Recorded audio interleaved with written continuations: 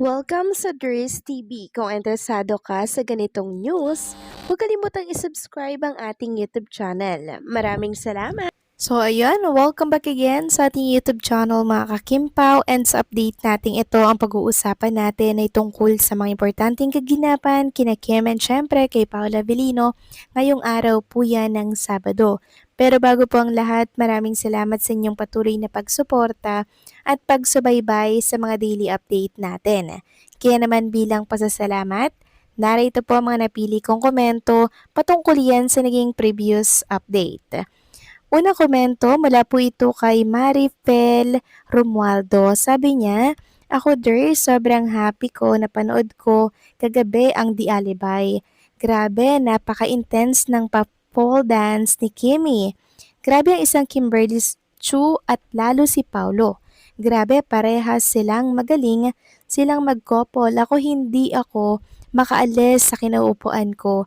Sobrang bitin ang pinanood ko. Congratulations sa mag-couple. Nako, napakaswerte nyo naman po, Ginang Marifel Romualdo, kasi napanood nyo na. Kami kasi at yung iba na Kimpo fans, hindi po talaga makapasok sa pag-subscribe dito po sa Prime Video PH. Kaya nakakainggit lang, wala po akong masabi sa inyo. Pero at least, meron po akong nare-review na nakikita dito sa social media. Kaya meron akong naibabahagi sa lahat. And syempre, hindi po yon spoiler. Tama po kayo, sobrang husay at magaling talaga si Paolo Avellino sa aktingan. Ganun din syempre si Chinita Princess na talaga namang ginulat niya ang buong bansa or ang worldwide mga kakimpaw dahil sa kanyang acting skills na talaga namang nag-level up. Kuhang-kuha niya ang isang pagiging pokpok dito po sa role niya sa The Alibay. Grabe, di ba? So maraming salamat sa komento, Ginang Marifel Romualdo. God bless po at mag-iingat kayo palagi. At ang next comment naman mula po kay Ginang Norma Dayag. Sabi niya, "Yes, there's gandang PM. Nako, tuwa ko nang napanood ko yung The Alibay. Well, may nanonood din kaya sa mga bashers? Ganda rin ang acting ni Sophia Andres. But si Angelica Cruz, puring-puri lang si Kimi. I like her role as sister to Kimi. Love na love ko Kim Pao. Likewise to all the cast. At ito ay super super blockbuster series in all series of ABS-CBN. Congratulations to Kim Pao and all cast, director, crews of The Alibay. God bless us all." So lahat sila magagaling po, Ginang Norma Dayag. Wala akong maitulak at kabigin sa lahat ng cast. Talagang perfect. Wala akong masabi kahit hindi po ako nakapanood. Nakikita ko po sa komento ng taong bayan kung gaano kaganda itong teleserye po ni Kim and Paula Avellino. Talagang solid. Solid, no? And yung binayad, grabe. Sobrang sulit mga kakimpaw dahil sobrang ganda rin po ng kwento. Biruin nyo yun, 1 and 2 episode pa lang yung nailalatag nila. Pero grabe po yung naging kasiyahan ng mga Kimpaw Nation at ng mga casual netizen nang mapanood po nila itong The Alibay.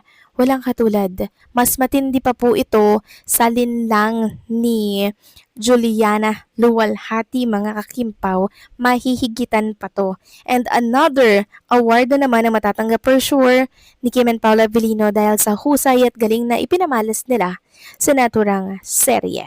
So maraming salamat sa komento, Ginang Norma Daya. God bless po sa inyo and mag-iingat po kayo palagi. So ito na nga, pag-usapan na natin mga kakimpaw ang mga topic na nakalap natin sa hapong ito at unahin na nga nating pag-usapan itong napakagandang comment ng The Alibay na hindi ko po mapapalagpas na i-share sa inyong lahat. Sabi po dito ni Dangerous, siguro sa Reddit po ito, pinost, sabi dito, "Super impressed with everything so far. The quality is there and you can tell they were given a hefty budget to work with.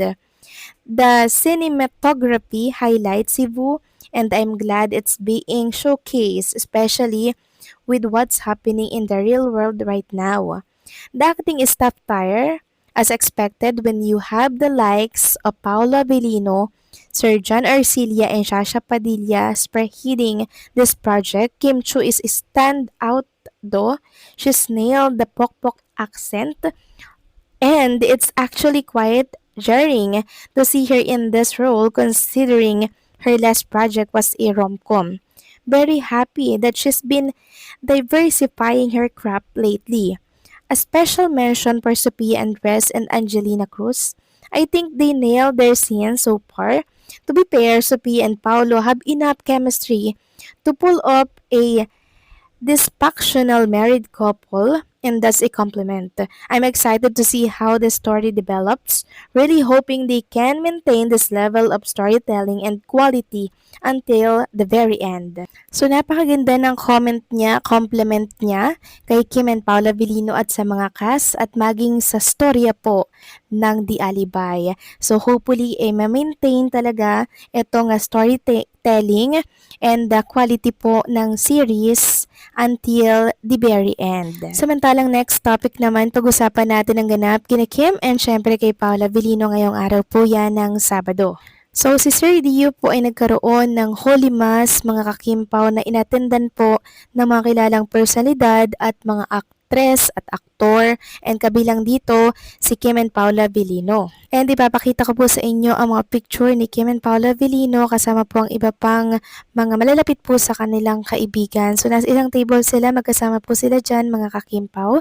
Nakakatuwa lang dahil talagang makikita mo, kahit ang tagal na pong nawala ni Sir Dio, makikita nyo talaga yung pagtanaw po ng utang na loob ni Kim and Paula Vilino kay Sir Dio. And alam nyo ba, kanina ginawan po ng issue si Kim and Paula Vilino na hindi daw kasama si Paula Vilino ni Chinita Princess. Sabi nga po nitong si Michael, dami agad basher na hindi daw kuno magkasama ang Kim Pao sa Holy Mass ni Sir Dio. O ayan, mamaan na kayo sa inggit. Diyos ko, required ba lagi na magkadikit sila every time na may pupuntahan? Magkaiba sila ng bahay, magkaiba ng sasakyan, kaya supposedly, di sila same dadating sa isang event. Wala ba kayong isip? Bigyan nyo din sila ng privacy ha? Kahit minsan masyado mga advanced utak nyo. No to basher, nakakapangit. So siguro nauna si Kim or si Paula Vilino, tapos ginawan agad ng kwento na hindi daw kasama or hindi daw sila magkasama. So ayan po, napakalinaw. Magkasama si Kim and Paula Vilino and naka-block sila. So naka-couple na naman sila mga kakimpaw. So anong say ninyo dyan? Diba? Ayan, napakalinaw. Binasag mismo ni Kim and Paula Vilino. Sila ay laging magkasama. At hindi po kakayanin ni Paolo na hindi mo kasama si Chinita Princess. Very importante itong ganap na to, kaya dapat lang po na nandiyan sila kasi malaki talaga yung utang na loob nila kay Sir Dio. At parati po si Sir Dio na buhay sa kanilang puso, sa isip at sa kanilang alaala. Kaya sa bashers, tigil muna kayo dyan, okay? So paano mga kakimpaw, hanggang dito na lamang po ang update natin. Maraming salamat sa patuloy na pagsuporta.